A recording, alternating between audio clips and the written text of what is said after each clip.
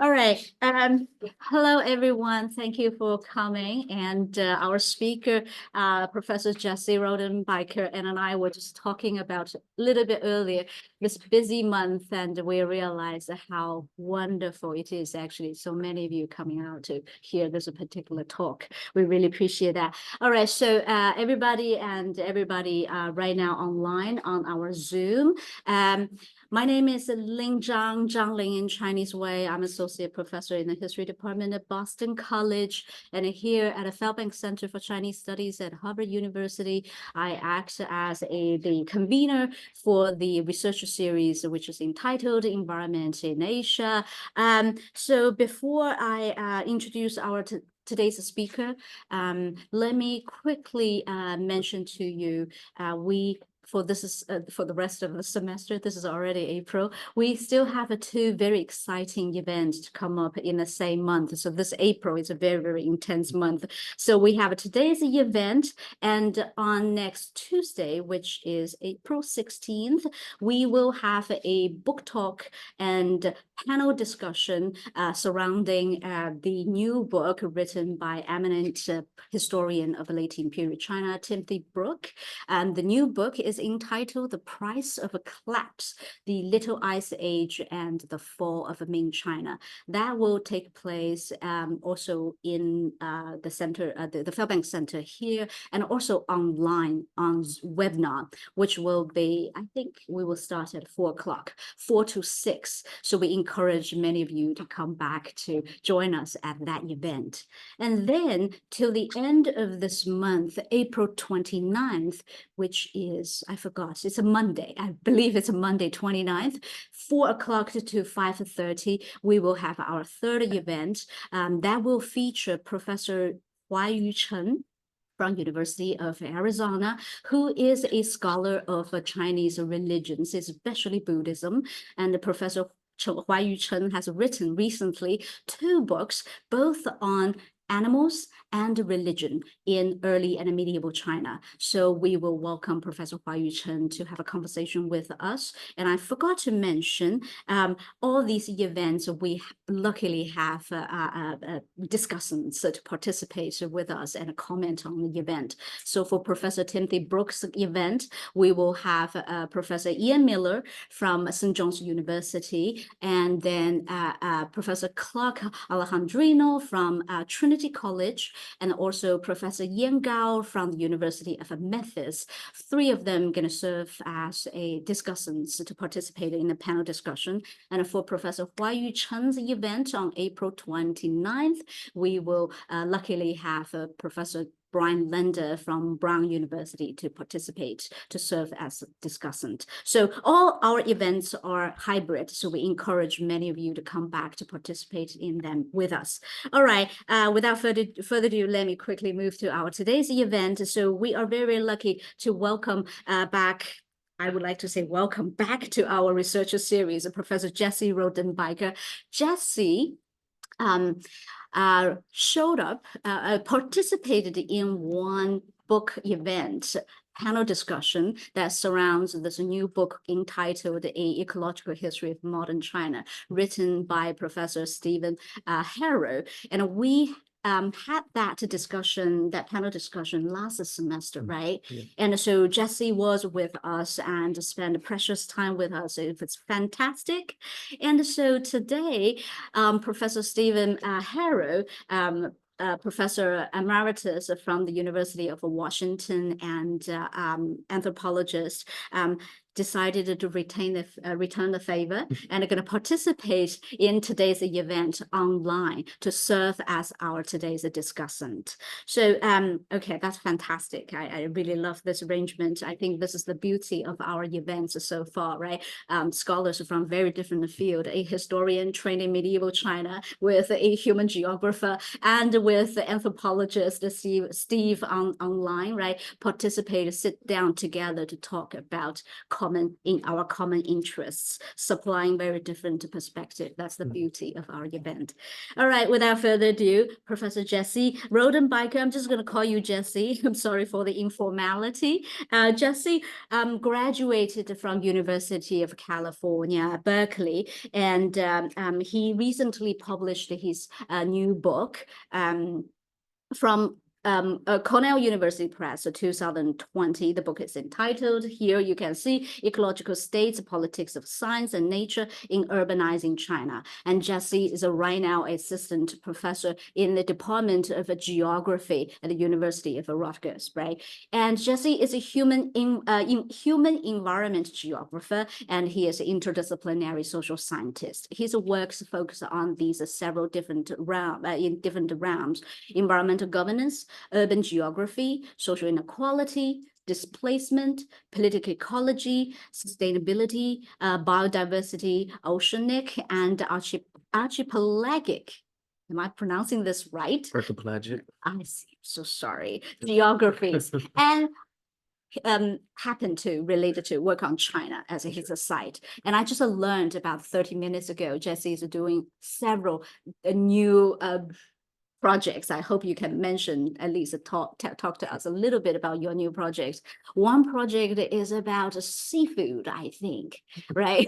So it's fascinating, something ocean related, the depletion of biodiversity in terms of a seafood market. I think that's fascinating. And also other research project in relation to the green economy, green politics, and soft green power.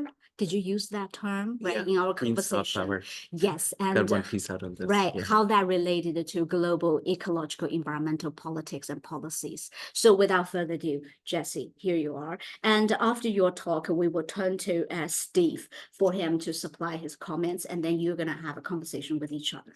Okay? Sounds great. Right. Thank you so much, Ling, for the introduction and for the invitation to be here. It's wonderful to be here with you all at the Harvard Fairbank Center. Thanks very much to Mark Grady for all of the organizational labor to make this event come to pass. I appreciate it. And thanks very much to Professor Steve Harrell for coming in online and serving as a discussant. Steve, thanks for being here. I'm excited to hear what you have to say and to have a conversation with you after this short talk. So in a relatively short amount of time, I want to highlight some of the key themes and key arguments in the book. And I should say from the onset that this book is published with Cornell University Press, and it's open access. So if any part of the book or any of the stories or any of the themes are interesting to you or pertain to some of your work, I would invite you to just download a free ebook at no cost and take a look. So the book takes ecology as an object of inquiry.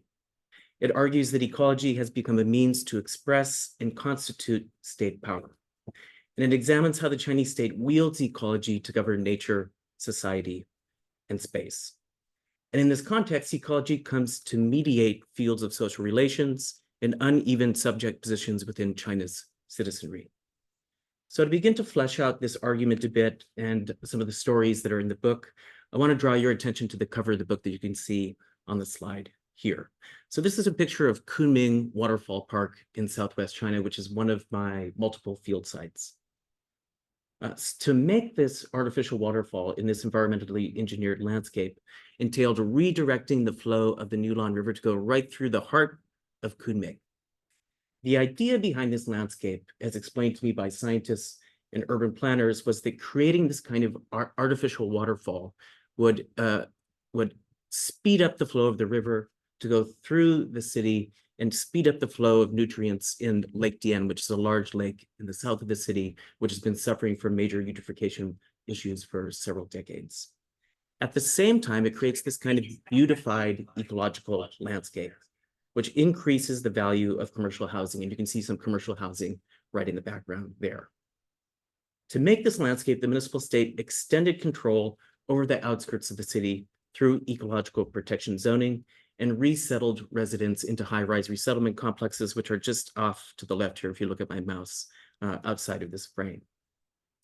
This resettlement process contributes to national plans to urbanize 100 million rural people by the year 2030. And I want to suggest that you can think of this as part of one of the largest state-led urbanization campaigns on Earth. So this kind of landscape intervention serves multiple ends. It aims to optimize biophysical relationships in nature, to govern the population, and to create a kind of eco-developmental aesthetic. The biophysical, governmental, and aesthetic are three key modes through which state power articulates in relationship to ecology. And this is one of the kind of key arguments and key framings of the book that is captured to a degree here on the cover. The Chinese state frames this kind of intervention as integral to building an ecological civilization. Ecological civilization building is an official state term that's written into the CCP Constitution in 2012. I've come to think of it as the Chinese state's attempt to include sustainable urbanization and socio-natural optimization within party-state ideology. In the book, I ask how ecology has come to take on meanings related to sustainable urbanization and civilizational attainment. I ask how ecology shapes state approaches to social and environmental governance, and with what kinds of effects. So there are several key practices that I examine in the book related to conservation zoning and land use optimization more broadly. For example, the 2014 to 2020 new type urbanization plan and ecological redlining policies mandate that 20% of land needs to be demarcated for conservation, 20%. So that's 1/5 of all land. You can think about this as a very large scale area-based conservation program.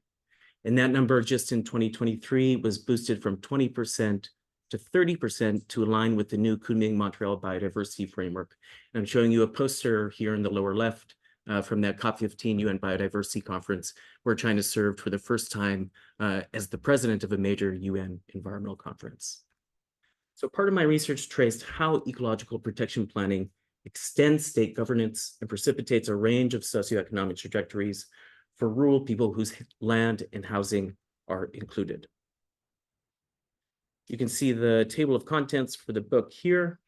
The introduction of the book lays out a framework for analyzing relationships between ecology and power, again, across these biophysical, governmental, and aesthetic domains. The first part of the book focuses on relationships between ecology and state power, largely from the perspective of environmental scientists, urban planners, and government officials. It's really focusing on the logics and techniques that underlie the state's vision of ecological modernization. Part two focuses on some of the uneven social trajectories for everyday citizens, villagers, and ecological migrants as they navigate state environmental policy. The epilogue then considers China's green governance in global contexts and relates to some of the recent work that Ling brought attention to in the introduction. The content of the book, the empirical content, comes from mixed methods research carried out across 3 Southwest Chinese cities that you can see here on this map: Chengdu, Kunming, and Dali. And I chose these cities because they correspond with the 3 types of cities where ecological protection zoning policies were being rolled out. So these are provincial level capitals and prefecture level towns, that's Kunming and Chengdu, and also county level towns, which is Dali. I drew on ethnography and interviews with urban planners, villagers, ecological migrants, as well as government officials. And I also conducted historical research across the social and natural sciences using archives in the Southwest as well as digital archives. And then finally, I used a visual participatory method called photo voice, which entails villagers taking photos of their environment, photos of their land and housing. And then these photos became something of a jumping off point for focus group discussions about some of the transitions they were experiencing as their land and as their housing were being incorporated into these conservation areas. So this kind of mixed method approach was really important for me to develop a sense of the history of ecology in China, a sense of how ecological thought came to shape these state policies and how these policies then shape everyday interactions with the state. So in the first part of the talk, I'm going to provide a really brief genealogy of how ecological logics formed in China and how they came to take on meanings connected to sustainable development, urbanizing the rural population, and social inequality more broadly. I'm then going to turn to how these ecological logics shape techniques of conservation planning within contemporary China. I'm going to illustrate how urban-rural conservation planning produces new frontiers of local state governance. And in the last part of the talk, I'm going to discuss how people navigate state policies. And I'm going to highlight some of the uneven socioeconomic trajectories for everyday citizens, often called ecological migrants, as their land and housing are included in these conservation areas. So in the book, I make the case that eco-developmental logics emerge through the reasoned arguments of China's scientists. And these logics undergird state techniques that extend power over land and people. And that everyday people navigate state policies in ways that reconfigure their lives and reconfigure their livelihoods. So to be clear, the book doesn't portray some kind of top-down juggernaut authoritarian state, but rather one that comes into being through reasoned forms of argumentation, through internal struggles within the state for control over land, and through everyday negotiations between people and state actors and state policies. So this is where we're going to go. I'll talk about this for about 20 minutes or so, and then I'll turn it over to Steve for discussion. Okay, so the point of departure here for part one is that the various meanings surrounding ecology are contingent on historical, political, and social contexts. So to start to understand how ecology in China took on meaning, I'm going to draw attention to some key scientists and key thinkers from the early 1900s up to the present, just very quickly. Ecology came to China through global scientific exchanges of early 20th century botanists like Hu Xiansu and Japanese botanist Miyoshi Manabu, who's pictured here on this slide. Miyoshi studied at University of Leipzig in Germany and was a really crucial figure in translating ecology for much of East Asia.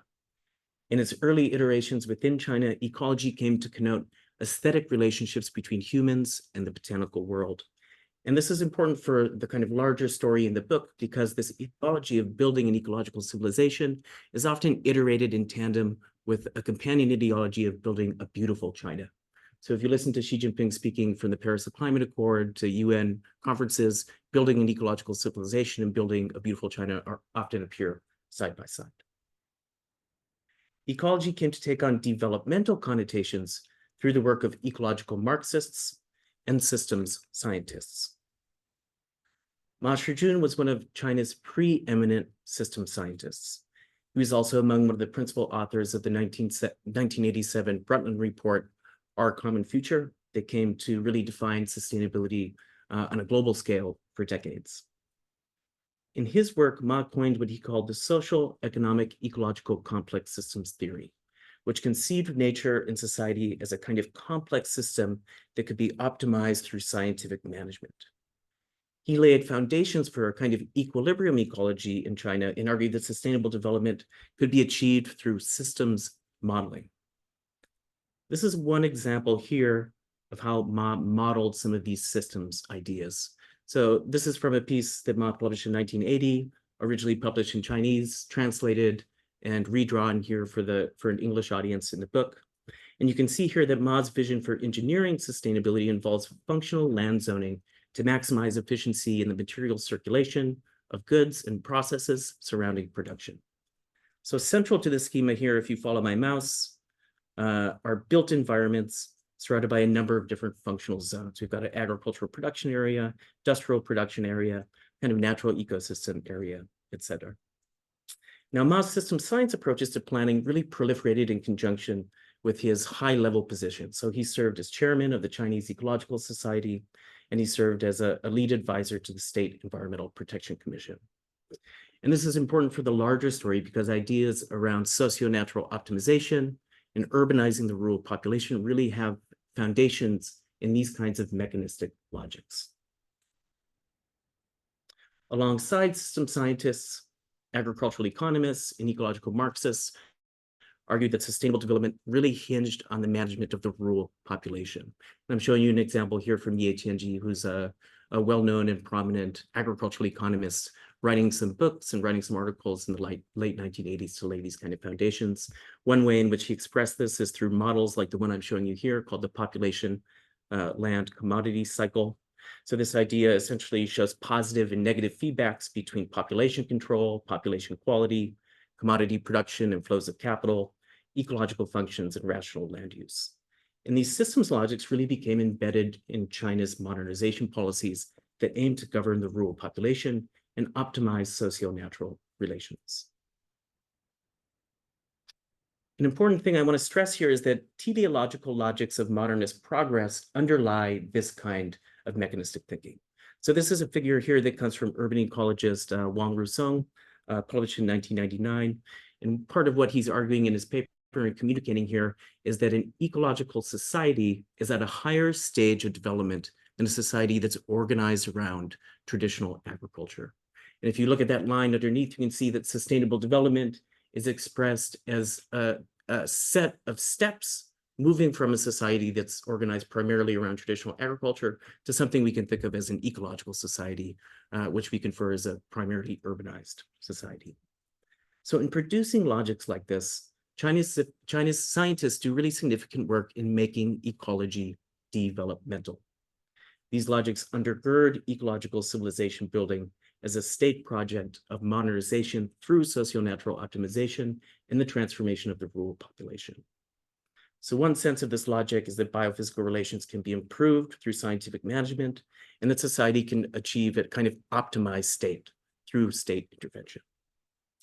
Now, a key practice that emerged from these kind of logics was functional land use planning. And over the 1990s and 2000s, functional land use planning became a key part of city planning. So here I want to talk a little bit more specifically about how municipal conservation planning facilitates state territorialization of land. So it's important to remind folks that land in China is a socialized asset, which means that it belongs to the state. But it's constitutionally and legally underdefined which state entities can use and profit from land. So within this kind of ambiguity, this kind of ambiguous vacuum, there are all kinds of power plays between branches of the state to try to exert control over land and to profit from land. So through this slide, I want to explain how municipal governments utilize conservation zoning to extend control over rural land. So can you see my mouse? If I move it here, is it showing up? Okay, great. So take a look first at this diagram on the left. I want to suggest that you can think of this as kind of a conceptual diagram of the relationship between the city and the countryside. So this outline here, this kind of border area, is what you can think of as the outskirts of a municipal region. The center is what you can think of as the urban core. It's the area that looks and feels like the city. It's got tall buildings, high density. You're moving outwards here to the urban fringe, starting to give way to some agricultural land, less density, less tall buildings. And here are rural areas within the broader municipal region, within the reach of the broader municipal region. Here are two maps of cities where I've conducted research for the book. Here is Kunming, here is Chengdu. So the built up area of Kunming is here. It's the urban core, the area that looks and feels like the city. Satellite city of Chengdong is right here. And these green areas represent newly made urban ecological protection areas that overlap with rural land. You can see something similar here. So the urban core here of Chengdu and these green areas are newly made ecological protection areas that overlap with rural land. So I mentioned earlier on the second slide that new type urbanization planning became a means to incorporate rural land within the urban planning process. Now, zoning 20% of municipal regions for ecological protection initially posed a major problem for urban planners because they're already balancing a large number of demands and different land planning quotas. For instance, planners needed to follow the central state policy of Zhengjian Guagou, which is essentially linking up any relative increase in urban construction land with a relative decrease in rural construction land. This is just one example, but there's a whole bunch of these things. So what I found through interviews with planners is that they approach this problem of zoning 20% of land within the municipal region for conservation through multifunctional land zoning. So in the urban rural planning process, planners zoned land with overlapping multiple functions, wherein at least one of those functions is ecological protection. Designating these overlapping functions became a technique by which municipal governments extended control over land within the proximity of the city, while also following central state mandates for environmental protection. And then once they did this, they would then undertake a process of planned resettlement. So remember this, this kind of conceptual diagram here. I'm going to show you essentially what this looks like in practice. So again, you can see the urban core here, the urban fringe here. These white patterned areas represent newly made ecological protection areas that overlap with rural land. And these squares represent resettlement housing. So rural housing here is being spatially concentrated through resettlement processes, and farmland is being transformed in relation to a specific ecological function that's written into the urban-rural comprehensive plan. Now, because local state finances are really limited, municipal governments need to enroll different organizations to help them finance, manage, and build on these ecological protection sites. City officials would refer to this process as assigning organizational responsibility. This process simultaneously consolidates control over rural land and disperses that land control to organizations who finance and manage these ecological protection plans. The types of organizations involved in these governance roles range from private companies, state-owned enterprises, and government bureaus that are part of the municipal government hierarchy. So this image that I'm showing you here can give you a bit of a sense of how the organizations involved capitalize on their involvement. They capitalize in a number of ways, including land rents, housing sales, and capturing subsidies for ecological protection that come from the central state, essentially. So if you look at the foreground of this image here, you can see there are these kind of leisure boats. They rent for about $300 an hour, organized again by this institution with responsibility. In the background here, you can see commercial housing that was built on the site of a former village that has gone through a process of resettlement that freed up this land for conservation-oriented development.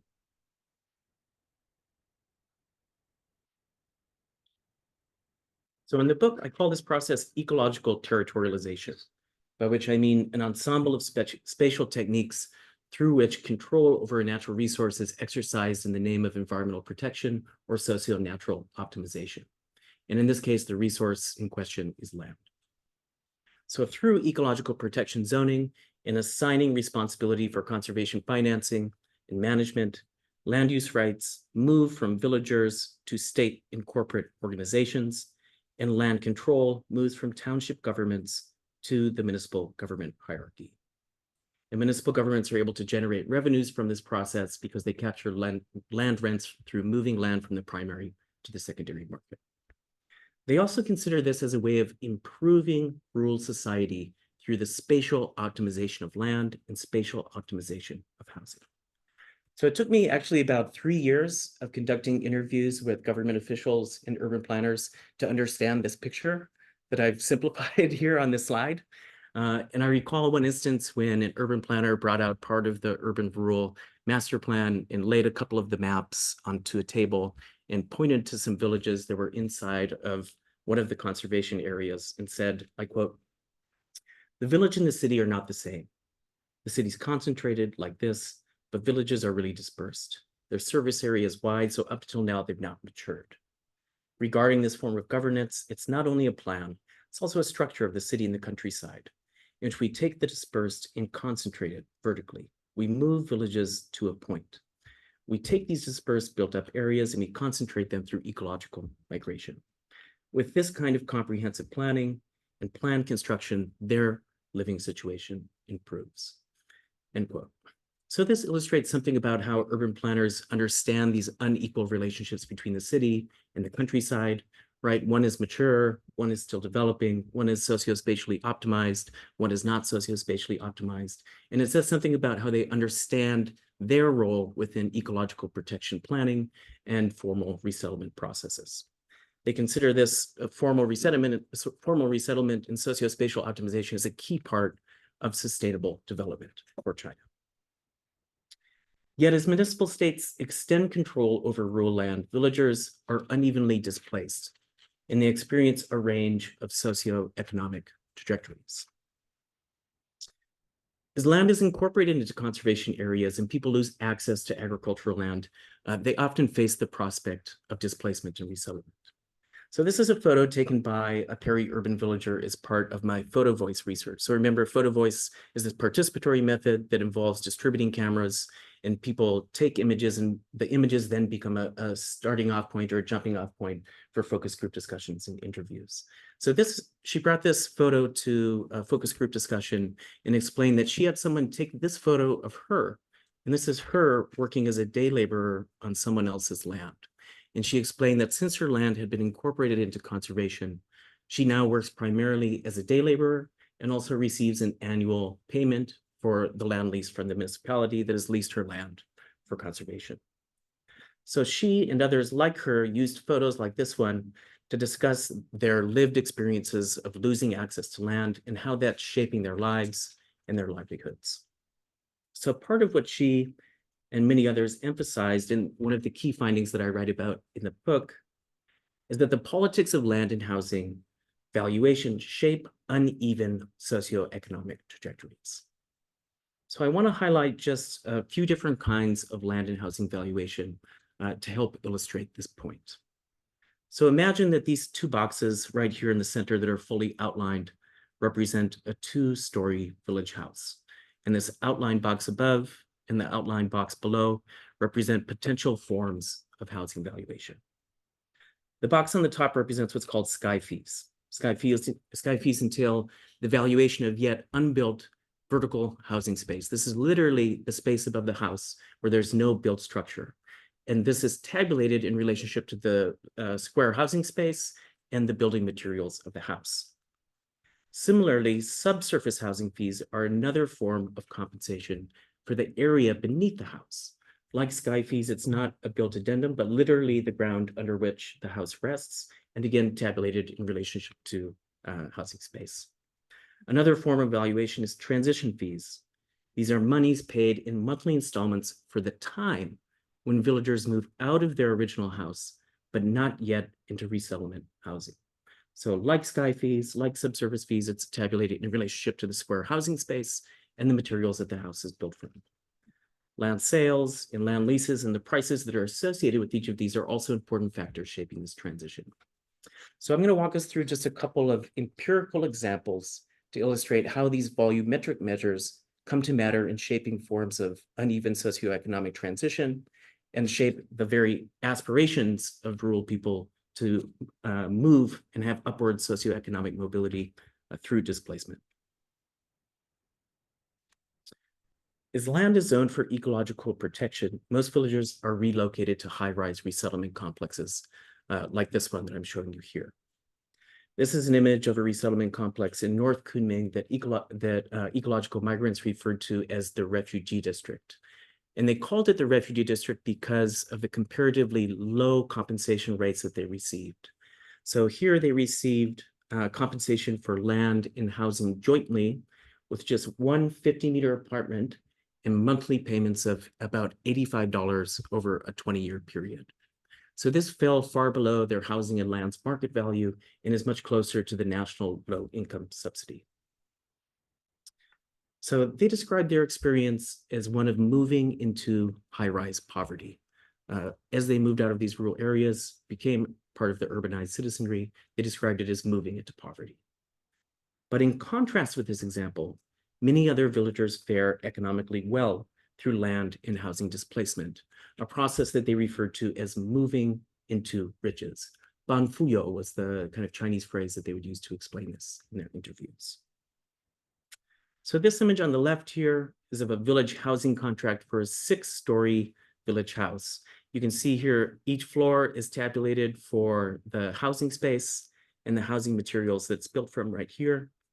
Next to it is a model of both houses on the market and houses that are built for resettlement. So if you think back to the first image that I showed you, which was the cover of the book, it showed Kunming Waterfall Park and behind it some apartments. This is a model. Here you can see the artificial waterfall right here. This area here, these are apartments that show up on the cover of the book. This area here all used to house natural villages, all of which have been resettled into these apartments right back here. These are the resettlement apartments, and all of these are apartments that are on sale on the market and villa housing right up here in the front. Zhang Lin is one example of peri-urban villager turned urban landlord. His village obtained a good price for land and housing. They received sky fees and subsurface fees that were paid for in the form of high-rise resettlement housing. Altogether, his household came to own 15 apartment units in the resettlement complex. And Zhang rents out more than half of these apartments for a profit each month. So in his rural to urban transition, Zhang took on rentier status, moving into the housing managerial sector. And in the book, I refer to examples like this as accumulation through displacement, because some of these villagers are able to experience upward socioeconomic mobility through conservation-oriented resettlement and displacement.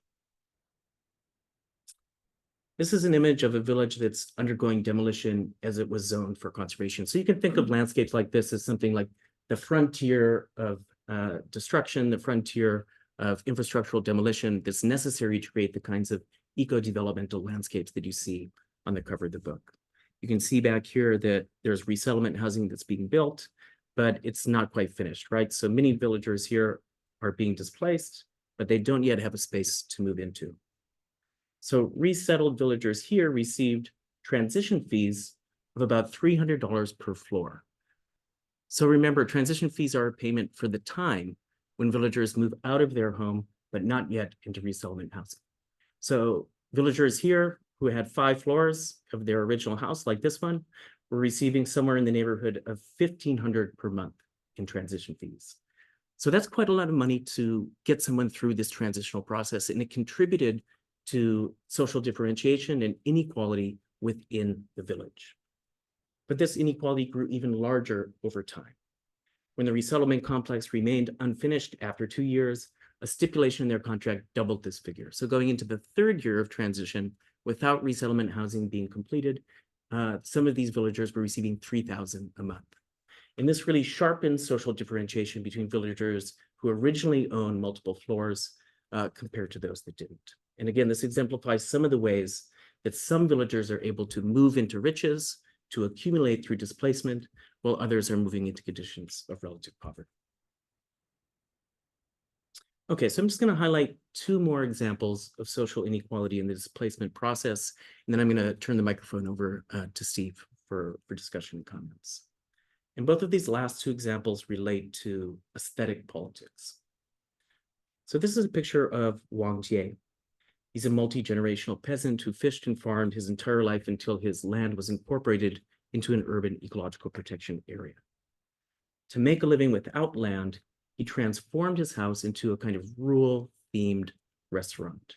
It's a kind of space where he represents rural characteristics, both in food provisioning and in forms of performance. In addition to that, he touts for tourists who come to the conservation area to take on what he calls traditional fishing excursions. And the photo that I'm showing you here would be kind of the vantage, the kind of tourist gaze vantage if you were out on one of these fishing excursions with Wang. In the book, I write about how villagers produce a kind of rural ecological sublime as they perform modes of rural difference in these ecological protection areas for urban tourists. Performing rural imaginaries has become part of Wang's daily routine. And in doing this, he creates class-differentiated representations of rural life within the landscape of his own dispossession. Wang does this because he feels like it's his only option. Without access to farmland and awaiting resettlement, which for him has been taking years, he feels like his best option to earn a living is to essentially perform rural nature for urban tourists. As we sat in his living room, he held up several photos that he took of the ecological protection area built on his former land, again, as part of this photo voice research. And he said, I quote, "The ecology has been built beautifully, but our ability to continue to exist has been greatly affected. Our houses are going to be demolished. They've labeled our village a slum. They've taken our land and built a beautiful ecological landscape. Many people have had their ways of life seized by their ecology. It stripped us of our ability to subsist." End quote. So here again, I'm highlighting ecology as an aesthetic and the kind of dynamism that exists between a kind of eco-developmental sublime that really emanates from the state and a kind of rural ecological sublime that comes from everyday citizens that are navigating forms of displacement. This example and some of the others that I've been highlighting in this last part of the talk illustrates some of the uneven trajectories for those who become part of China's 100 million urbanizing rural people. There are also instances, however, of resistance to resettlement.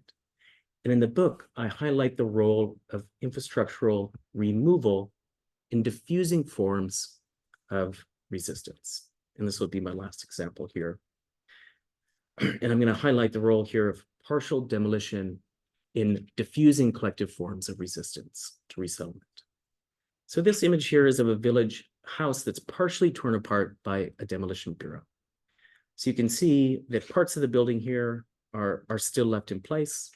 They serve as both a kind of potential danger, they could fall on you. They also serve as a kind of aesthetic eyesore. But at the same time, you can see that people still make use of this space.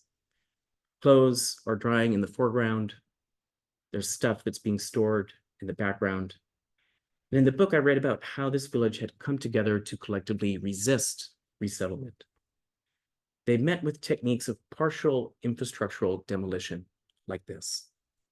Other villages experienced something similar with their infrastructural services cut off. So you can think what it would be like for you living in a village where your water services are cut off, your sanitation services are cut off, your electricity services are cut off, and what that would do to daily life. So these techniques of infrastructural removal essentially take effect on communities over time. Over time, villagers grew tired of living in landscapes of detritus. They grew tired of living without basic services, and their solidarity weakened. Household by household, many began to accept resettlement and sign resettlement contracts. There are those who continue to live here and to reside here, but partial demolition has had the effect of diffusing collective forms of resistance. So this is another way that aesthetics figures into governance and limits forms of collective counterconduct. And for many who live in places like this in China, life remains unsettled. So in a way that I think is maybe true to form, at least for the lived experiences of those who remain here, I'm not going to neatly tie things up with a kind of set of concluding comments that would give this a sense of finality and a sense of closure, but instead I'm going to invite us to sit with this and to remain unsettled. So I'll leave it here for the presentation. Look forward very much to your comments, Steve, and to some discussion with you and to a discussion with everyone here. Thank you so much.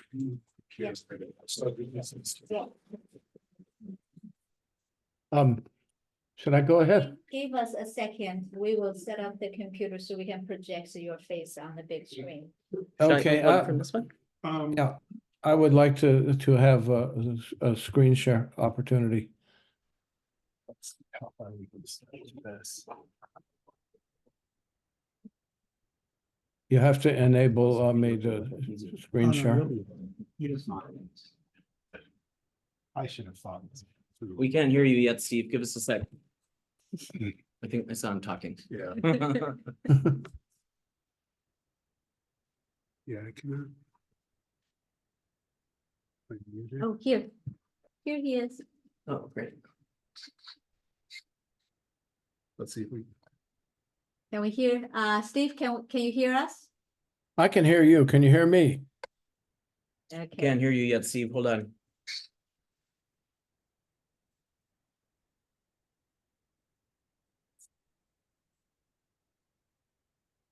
Steve, can you talk to us again? Okay, can you hear me now? Yes, Yes. Yeah, excellent. that's Okay, I would like to have permission to share my screen. All right. My apologies.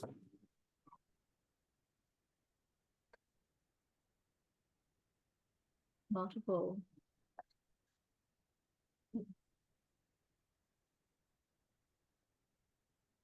Okay. Okay, here we go. And I want to thank Ling and especially thank Jesse for the opportunity. And I'm going to, just a minute, that's awkward here, sorry. Oh, no, I can't do it. Okay, just a minute. You're going to see the New York Times for just a second, and then you're going to see the PowerPoint. I have to share first. And then put the PowerPoint. Okay, it's happening. Okay, got it. Can you see that? Yes. Okay, thank you again, Ling, for giving me this opportunity, and thank Jesse for writing this really stimulating book. And what I'd like to do in about 15 minutes here is to talk about a sort of a meta way of integrating this analysis into the both sort of the study of science, you know, what people sometimes call STS or science and technology studies, but also into the study of the ideological and material progression of recent Chinese history. So I think the title of this is a very brilliant triple entendre. And I don't know exactly to the point, to Jesse, that you actually intended it to be this way, but it seems to me, reading the book and thinking about it, you can think about this title in three ways. The first place is the state of the ecology. In other words, what is the ecosystem like? How much is rural? How much is urban? How much is altered? How much is agricultural? And so forth. How does the ecosystem work? The second one is the ecology of the state, and I put this in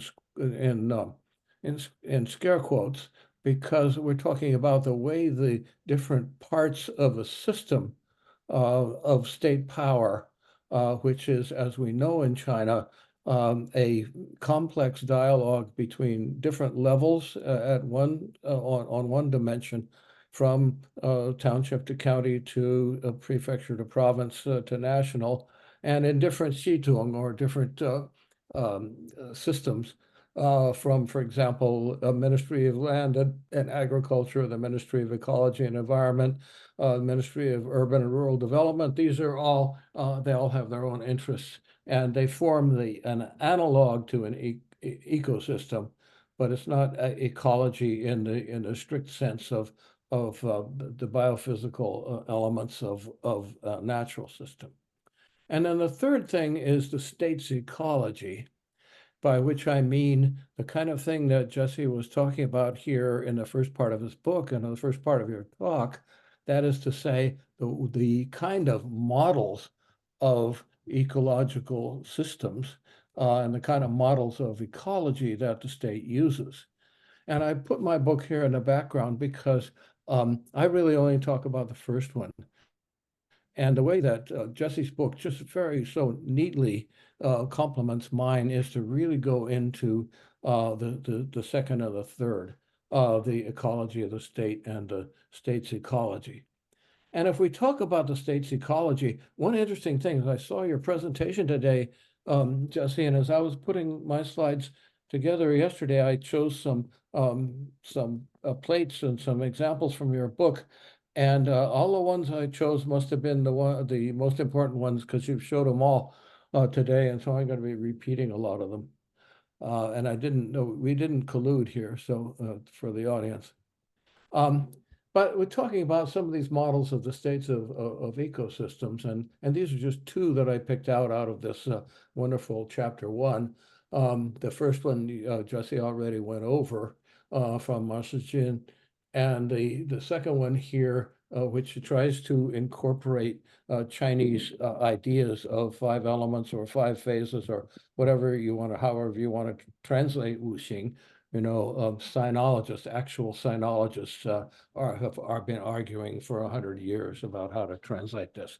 But anyway, the point is that the state's ecology, that is expressed over and over again in these very, very complex models.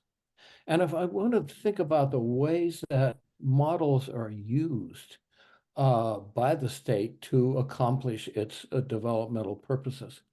And in order to think about it this way, this is one that Jesse didn't show, but this is actually a model of urban development, and I'm pretty sure it's Kunming. And if you go to different urban planning bureaus of different cities around China, you see they spend enormous amounts of time and money and effort and thought building these models, and you come into the room and you see it, and they darken the room, and you see these slides and so forth. But obviously, it's a model in a very literal sense. But it's a model of a planned development. But I think if we want to think about the way that the Chinese state uses models and ecological models and modeling, we can go back to, and Ling introduced me as an anthropologist. I don't think of me as that much anymore, but I used to be. And one of our great ancestors in anthropology, Clifford Geertz, talk about models of and models for. That is to say, model of is how to understand a model of how to understand something, or a descriptive model.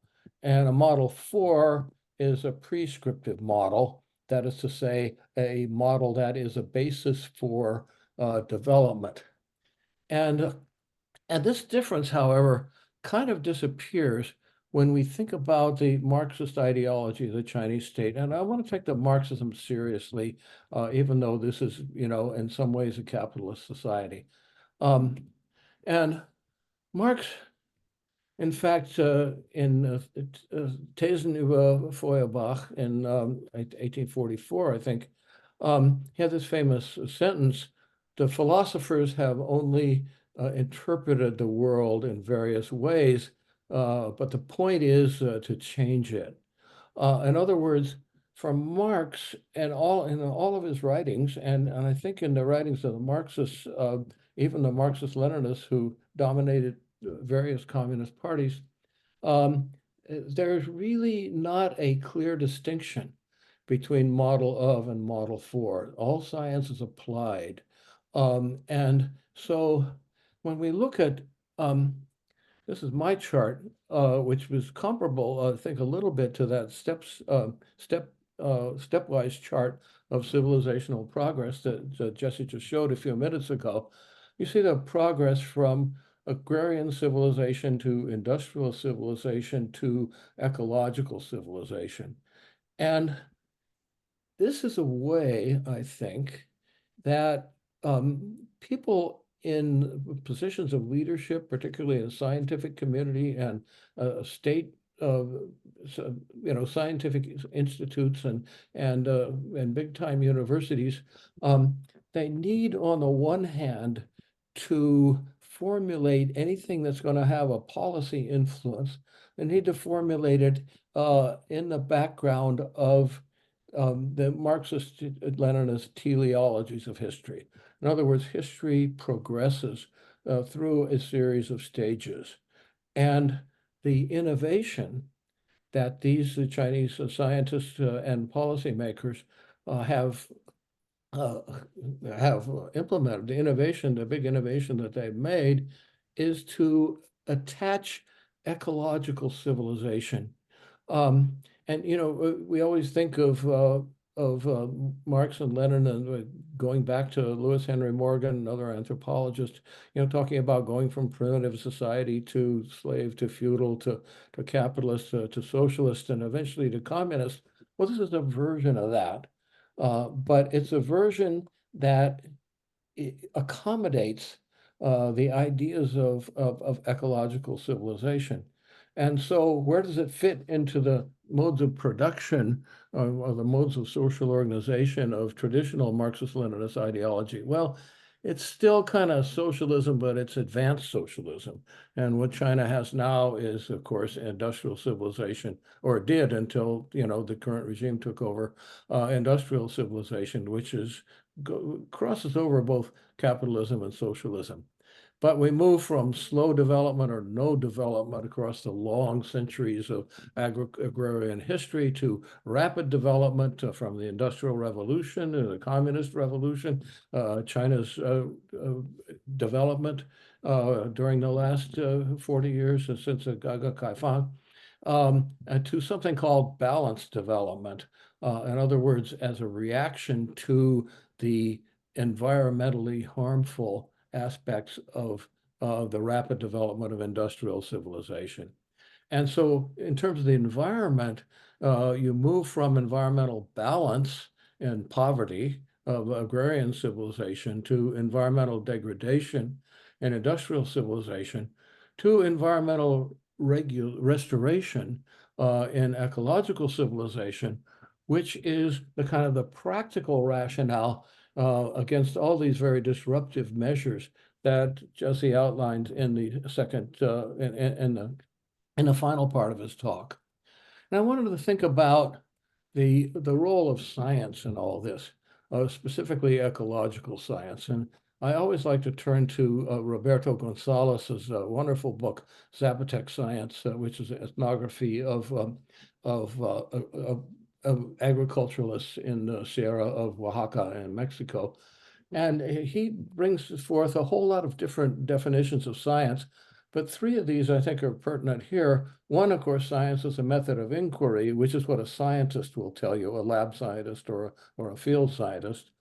But ordinarily, most people don't think of science that way. They think of science as a set of truths that were discovered and can be applied. But also, Gonzalez talks about science as a characteristic of what he says Western civilization, because he's comparing Zapotec with a sort of cosmopolitan, educated Mexico. But if we think of this, broaden this from Western to advanced civilizations, then this gives it a place in a Chinese social scheme as a characteristic of educated over less educated people, urban people over rural people, and Han over minorities. Now, of course, it wasn't always that way. And another book that I found very inspiring here is Sigrid Schmalzer's book, which is about China, Red Revolution, Green Revolution, which is about the agricultural science during the Maoist high socialist years of China. And she talks about two kinds of science. One is Tu, which is the local knowledge, the wisdom of the ages, the working class, the peasants, the classes for whom the Chinese Revolution was supposedly fought. And that's opposed to Yang, which of course literally means ocean, but it's used here to mean foreign, and in this case means cosmopolitan science, the kind of thing that the people calling themselves scientists would do. And during the Maoist period, you have the slogan of Tuyang Bingji, local and foreign being used together. But after the Gaiga Kaifang, the move to ecological civilization takes the two out altogether and implements, or says it's implementing, using as a tool, as a background for these policies, the cosmopolitan science, for which China no longer, of course, is an outsider as China develops its universities and its research institute to become so-called world class. And you see that, for example, if you look at the London Times ranking of world universities, you'll find Beijing, Tsinghua, Fudan, sometimes Xi'an, Jiaotong, these various universities ranked in the top 20 or top 30 in the world, which is something that didn't happen even 10 years ago, let alone during Mao's time. So if we come back, a little. Hi, Steve. I'm going to give you 3 minutes to. That's what I got. That's what I got. Okay, great. Yes. All right. So if we take a perverse paraphrase of Marx's dictum that and translated into English, the scientists have only modeled the ecosystem in various ways, but the historical destiny of Chinese Communist Party is to change it. And of course, to change it in a way that goes together with this idea of ecological civilization. And going back again to Marx, think about, is the history of ecological civilization tragedy or farce? You start out with the state of the ecology, and you filter that through the state's ecology, that is to say, these models of various sorts that have been brought forth by everybody. You filter that through the state's ecology to come out with a model of the state of the ecology, which of course isn't the ecology itself. It's not das Ding an sich, die Ökologie an sich, but it's a model. It's a model of the state. But then you filter that model of, which is really also in a certain sense a model for, through the ecology of the state, that's to say all the systemic relationships of various aspects of state power and state organizations, and you get the model for eco-development. This is a way of thinking of how tying it all together in a very meta way, what's been happening with the implementation of ecological civilization. And these are the results, which also you saw in Jesse's talk. So that's it. Thank you. And Jesse, I hope we can have some talk about this. Fantastic. Thank you, Steve. And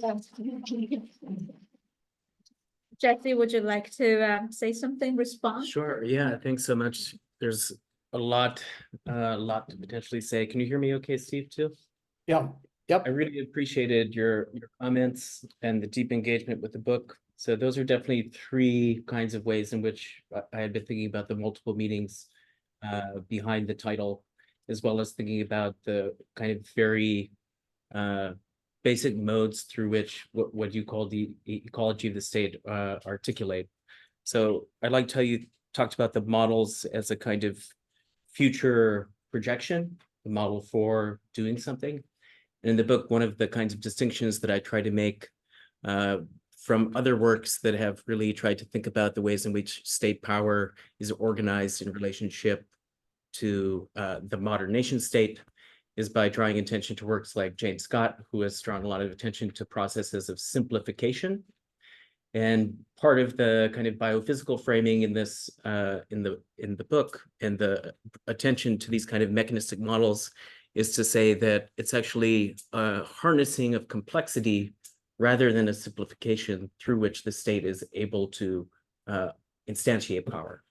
So it's both the creation of the model for a purpose and the creation of the model as part of this larger narrative of futurist projection. So that's that kind of biophysical modality.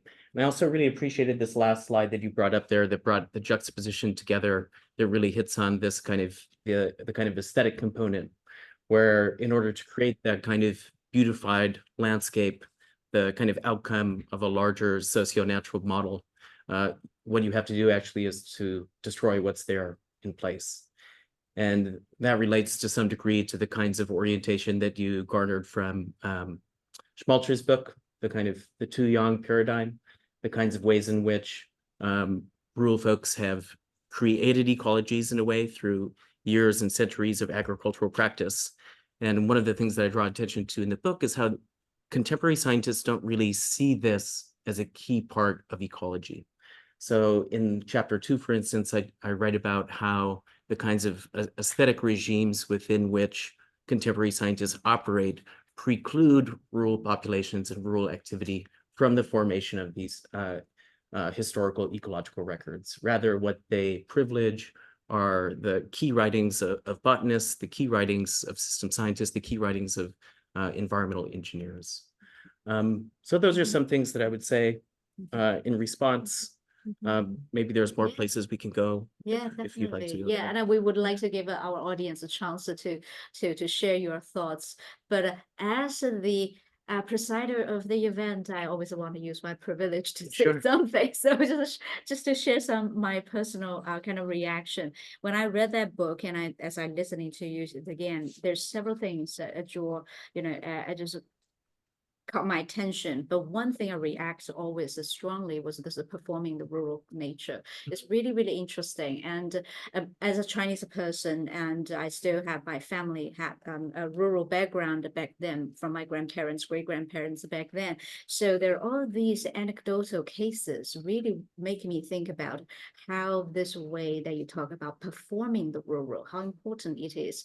For instance, when you're talking about different rural population, when after they finish ended becoming rural populations, such as people like my family, that they moved out from rural areas. But when they preparing for this particular era, when the developmental stage started kicked in, later the eco-developmental stage kicked in, so they try to re-ruralize themselves. For instance, how all my uncles try to fight for their possession of the land of our ancestral village, and all of them rush back into the village, which they hadn't lived for decades, and are busy building building buildings.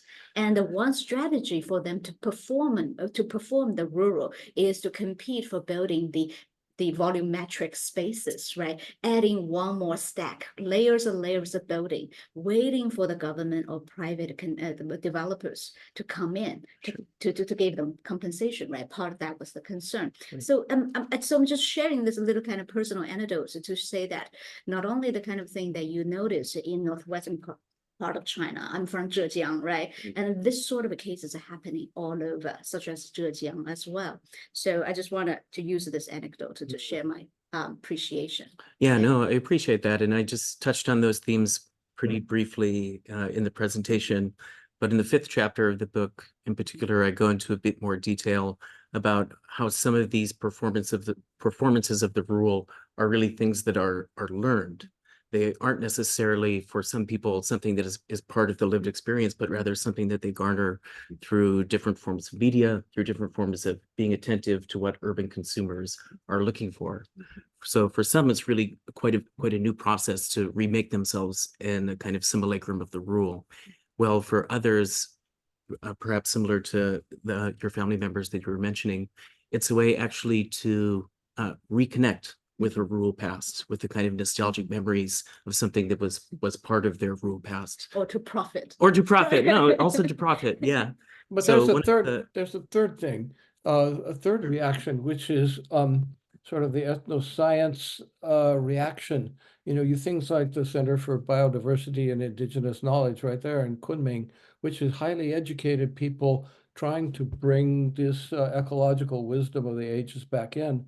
And it's also connected to urban people who buy organic foods and shop at farmers markets and are really trying to roll back the advances in a concrete way of practice, which is more than a simulacrum, but an actual physical reaction to it. For sure. The other thing that I was going to note, Steve, was the ways in which recreating the rural in these spaces is a way in which rural class differences also find a kind of material instantiation. So one of the chapters in chapter 5 in the book, I talk about how a rural elite essentially draws on their cultural capital and their economic capital to territorialize a now defunct TVE and transform this TVE into a rural museum, highlighting a bunch of old artifacts and attracting urban tourists. And this is a way that he both reconnects with his nostalgic imaginaries of what the rural was like for him in the 50s, 60s, and 70s, and also is able to territorialize the land. And that contrasts quite strongly with the example I gave in the talk of Wang Jie, who's on the other side of the same village and is working with everything that he has. The only thing he has left in terms of a space that he's able to utilize is his home. And then he kind of transgresses the boundaries of this urban ecological protection area to perform these services and to perform a kind of rural nature. Yeah. Oh, that's fascinating. It's fascinating. And our audience, Victor. Hello, hi Jesse. Thank you so much for your talk. I'm really looking forward to reading the book, and it's great to hear Steve's comments as well. Although Steve, I wish you were here in person too. But I had a question, maybe 2 questions that are related to the kind of the model 4 aspect of things. And I mean, maybe it's a really basic question, but how was that 20% first? How did they arrive at this 20%?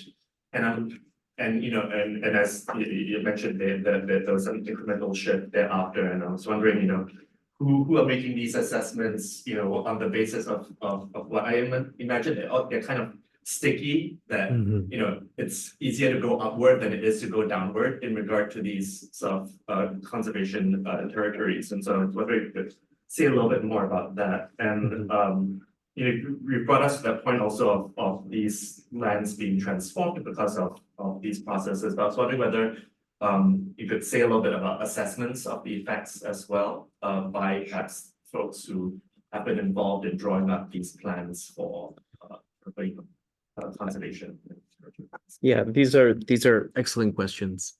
So the 20% paradigm emerged out of a context where I think central state authorities, particularly those who are in ministerial bureaus that are related to the environment, realize there needs to be a kind of substantial shift. So we can think of the kind of early 1980s up into the early 2000s, where you have more or less a kind of development first approach. And Steve writes about this really well in his book, in the ways in which this development first approach essentially created all forms of environmental degradation. And over the course of the 2000s and the 2010s, people essentially grew tired of living with pollution and organized forms of protest around environmental issues broadly conceived. So I think the kind of early formation of this policy came out of a kind of political milieu where the state was trying to be really quite responsive. So during the WHO era, you have this kind of discourse of a harmonious society, which then transforms into something of a distinct discourse around ecological civilization building, and a kind of policy needed to match the kind of party state ideology and the emergent party state rhetoric. And so the number 20, I don't know exactly how this became decided upon, but one of the key things that I was trying to emphasize in the talk was that in the early 2010s, as the higher restrictions on the Kaifashu, the development zones, that were really one of the ways in which municipal states were able to territorialize land and profit, as those became under stricter policy guidelines and control from the center, a new kind of technique had to come in and take its place, and it happened to be urban ecological protection zoning in the context of urban rural comprehensive planning. So municipal planners were really keen and quite smart in turning this into something that they could still generate extra tax revenues for, which they needed in order to service the people that live within their municipality. This isn't to say that provincial and higher level authorities didn't notice this. They have noticed this, and even by the time that I was completing the field work around 2017, 2018, these were starting to be reconfigured. So I would be really interested for those who are doing this research now in the early 2020s, what kinds of things are shifting and how they're shifting on the ground within the mainland. It's tough to do that work now, but if someone listening online or in here is doing some of that work, let me know. I would love to know about this. But then, as I mentioned, also the number has increased actually. So China has brought this idea to the international table at the UN COP15 conference on biodiversity, and has now officially incorporated this into international norms around the post-2020 global biodiversity framework. So not only is this large-scale area-based conservation zoning a key kind of practice within China, but now it's being emulated on a global stage, which is a really important and interesting thing to follow. And it's part of what I've been doing since completing the book. But I'll table that for now and just respond to the second question, which was assessments of the effects. This is a great question, and it's something of a gray zone or a kind of black box at the moment, because there are many scientific bureaus who are collecting the data on ecological protection areas, how effective they are on optimizing a particular set of in-patch dynamics or cross-patch networks. But this kind of data isn't being shared with a kind of international scientific community. So it's difficult to say from a kind of outside standpoint how effective any particular ecological protection area is at achieving its aims and achieving its goals, because the information and the data to make those kind of assessments are in-house in the different environmental bureaus within the provincial level, within the municipal level, who are collecting those sets of data right now. So, yeah. Can I follow up on that? Are we in danger of looking at this a little bit too cynically? In other words, to say as a reaction to a popular protest and disturbance and so forth, they had to calm things down. But don't you think they actually are worried about the ecology, actually are worried about pollution, even if it doesn't create, popular resistance or popular resentment? And you have followed, yeah. I was just wondering, I mean, so whether the non-release of data is a reason, maybe Steve just asked us to be more optimistic. Yeah. But the non-release of data is suggests signals that they're not quite achieving the effects of, say, bioremediation and the like that they were looking for. And because if they were, then it's like, let's switch on this immediately. I mean, simply. So I think it could signal that, but at the same time, I think the targets are moving. So the numerical targets are moving from 20 to 30. And I think there's, this is also kind of related to Steve's comment. The scientists who are doing this work believe in the work that they're doing. They believe in the idea of building an ecological civilization, as you articulated it, Steve. And they want to do a good job at doing this. But they don't share the data in part, I think, because one kind of interpretation could be this, but also at the moment, there's all manner of heightened security and securitization around all kinds of environmental data. And environmental data generally isn't released if it could have any kind of implication, any kind of military implication of any kind. So especially coastal data, very tough to come by, but even inland data or water resource data is also challenging to share. Do you have some thoughts on that, Yeah, Steve? so we needed to move. Oh, There's sure. another question coming up. Yeah, thanks so much Yeah. for your presentation. Sure. I guess my question is related to the ecological and how ecological these projects are. Yeah. Because you talked about ecological development. And I wanted to enter a little bit more details into what exactly they're aiming to preserve and conserve. You showed the plan of this new area where new buildings were built, new villas were built, and village was displaced. So I'm just wondering how much this urban landscape can really, combine and be, compatible with the project of ecological protection. Right. If you have other instances in which developments of real estate did not really enter the picture, and maybe efforts were really maybe a bit more focused on preserving. So that's my question. The second question, I was a bit surprised to see in the historical part when you explained Wang's idea in 1999, that he had already an idea of sustainable development. And that went from traditional understanding of agriculture up to ecological civilization. I was just wondering what's in the middle. Like, was it really? It seems teleological, so it seems to be moving from a traditional model to modernization. Therefore, where does the sustainable development enter the picture? Yeah, thank you. Great questions. So how ecological is this? Are there kind of other instances where development doesn't come in? Yeah, there are. So in a single, so 20% of municipal regions is quite a lot. So one of the challenges in gathering data about this was essentially finding these locations because they aren't on a public map. So one of the ways that I did this was to work backwards from the meetings and the interviews that I was having with municipal officials. They would indicate places that were being included in urban ecological protection areas. And then I would go to these places and see what's happening on the ground. And the reality is that even in a single city like Kunming, you have over 100 discontinuous urban ecological protection areas all over the city. And there's a lot of different things that happen in these different areas.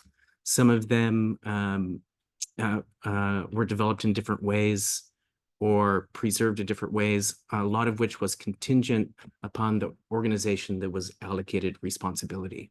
So it depends which organization was brought in there and what the kind of functions were that were written within the Urban Rural Comprehensive Plan. What kind of ecological function was it supposed to serve? So in some cases, you actually had afforestation projects. A village that was cleared and a forest that was built. Oftentimes, these forests also had an economic component. It could be a fruit forest, walnut trees, some other kind of tree that would produce an economic output somewhere down the line. So it really depended on the particular function and the relationship between the municipality and this organization. So in the book, I characterize this as a kind of tense mutualism that emerges between the municipal government, municipal bureaus, the hierarchy, and then these organizations. And in some cases, organizations push the boundaries of what they're allowed to do and what they're supposed to do. And in some cases, they will build housing. And then years down the line, when the municipality does an environmental check and finds these houses, they then requisition them, demolish them. These kinds of things are happening and going back and forth all the time. Yeah. So it depends. Some developers are pushing, some organizations are pushing this and then getting pulled back into check.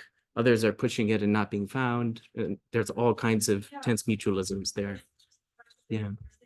That's the first example that came up to my mind. Sure. The question here, Yeah. like, again, I know Yunnan, especially in Sichuan, there are a lot of efforts of replanting trees, and that's the first Yeah. instance in which you think, okay, why do it doesn't have to go, but it's somehow more justifiable in a way, planting trees and move people than Yeah. building buildings. Sure, you know, sure, like sure, sure. So I was wondering what's the threshold and what's Yeah. the kind of percentages of one direction or the Yeah. other. Yeah, yeah. And I appreciate the second question too about sustainable development and how it comes in within this larger context. I think it could be useful to maybe just to think historically a little bit about the time in which this kind of discourse is emerging. According to my understanding, China really starts to enter into these kind of global discussions around environmental protection around 1972 when they sent Zhou Enlai to the UN Conference on the Environment. It's the first time they had this major representation in a multinational kind of platform like that.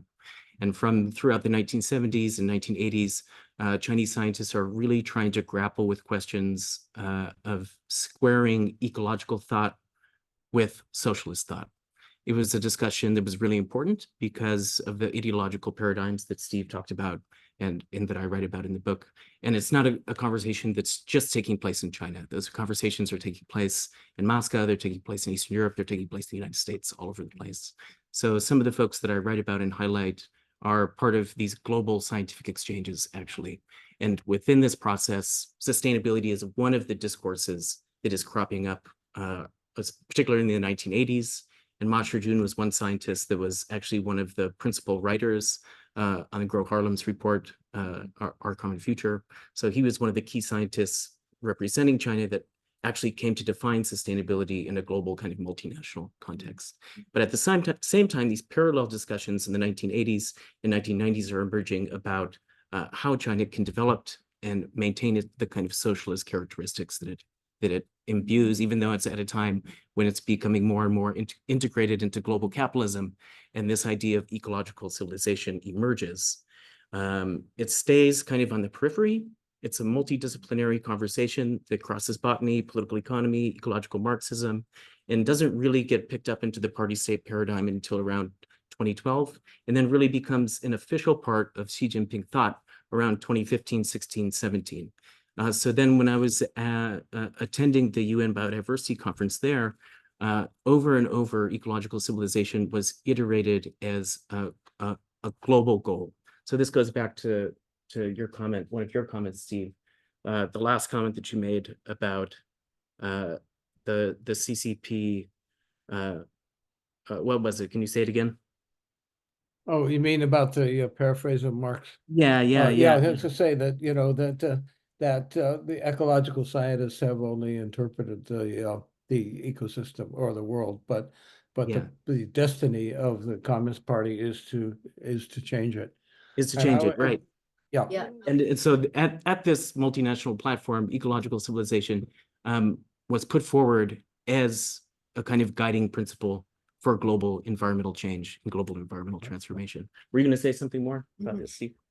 We have Oh, sorry. 10 more minutes Sure. left. I would like to hear any other more comments or thoughts, questions?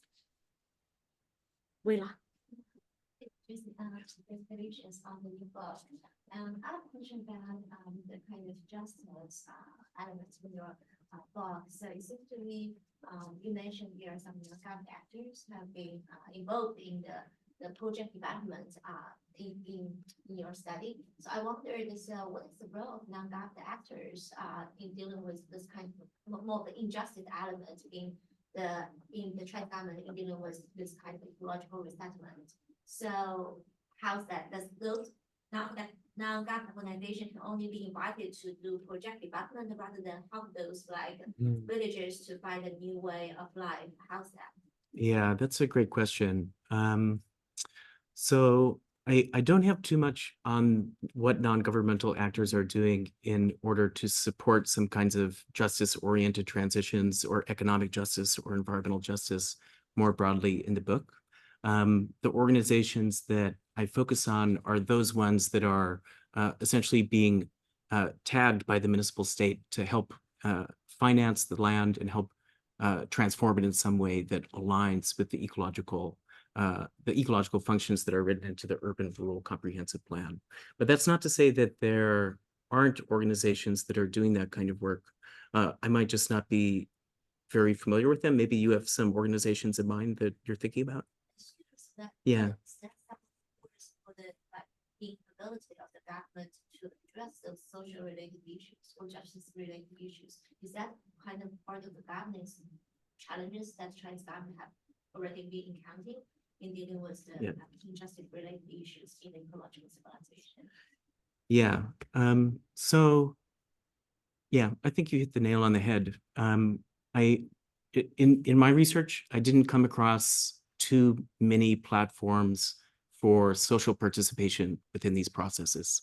And in the research that I've done subsequently, the types of forms for social participation and engagement have been quite limited.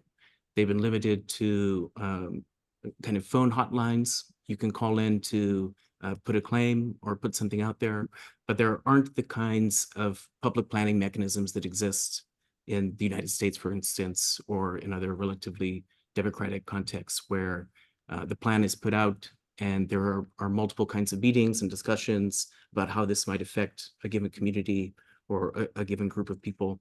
Those things aren't really part of the urban planning complex around these types of projects. Yeah. So I think there is actually a big need for this, a big need for either non-governmental organizations or even branches of the state to focus on these questions of injustice in displacement processes.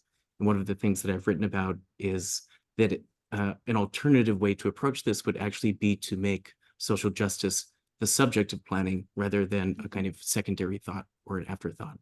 And I've got one paper out that tries to make this argument and makes this claim. Mm-hmm. We have time for one more question or thoughts, sharing. Steve, you also had some thoughts. Do you want to share any of the ones that For any of our audience that you have online? or audience? Yeah, let me check and see if there are questions. Okay. Steve, any thoughts? Just in response, I didn't hear the question, but I heard Jesse's answer. You know, there's some interesting kind of I'm thinking about the network around new rural reconstruction, which is arranged around, of course, economist Wang Jiajun, but also that in Chengdu, I ran across a very interesting organization, and Matt Hale actually wrote about this. It's sort of a new peasant movement where people embrace the term Nongmin, and they got together with sort of peasant activists in places like Mexico and also Kerala and India, and sort of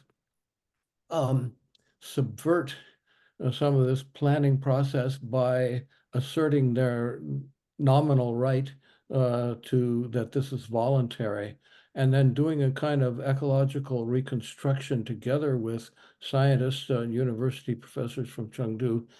And several families are